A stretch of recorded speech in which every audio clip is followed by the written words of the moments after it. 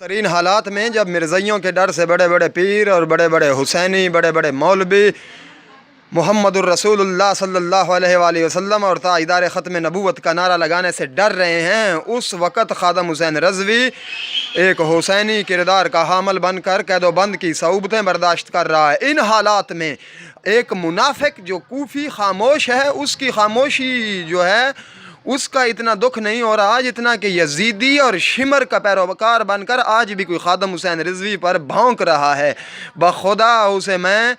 نہ سید مانتا ہوں، نہ پیر مانتا ہوں، نہ مولوی مانتا ہوں، ہاں یزید کا پیروکار شمر ابن زیاد خولی اور کوفے کا وہ کمزور ترین مسلمان مانتا ہوں جو امام حسین رضی اللہ عنہ تعالیٰ کے کٹتے ہوئے سر کو دیکھتا رہا مگر خاموش رہا۔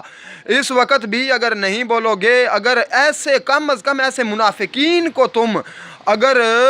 تم ان کا پردہ فاش نہیں کرو گے، ان کا چہرہ بے نقاب نہیں کرو گے، تو بخدا تم سے بڑا کوفی اور تم سے بڑا یزیدی کوئی نہیں ہے۔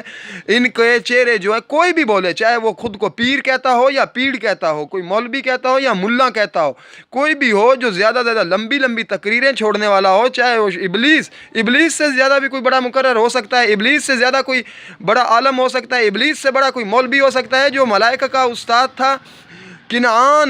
کنعان جو کہ نوح علیہ السلام پیغمبر کا بیٹا تھا، اللہ تعالیٰ قرآن مجید میں فرماتا ہے کسی کو اس کی نسل اور اس کے دادا کی وجہ سے اگر تم جھک کر سلام کر رہے ہو تو تم سے بڑا بھی کوفی کوئی نہیں ہے۔ لبیک لبیک لبیک یا رسول اللہ صلی اللہ علیہ وسلم۔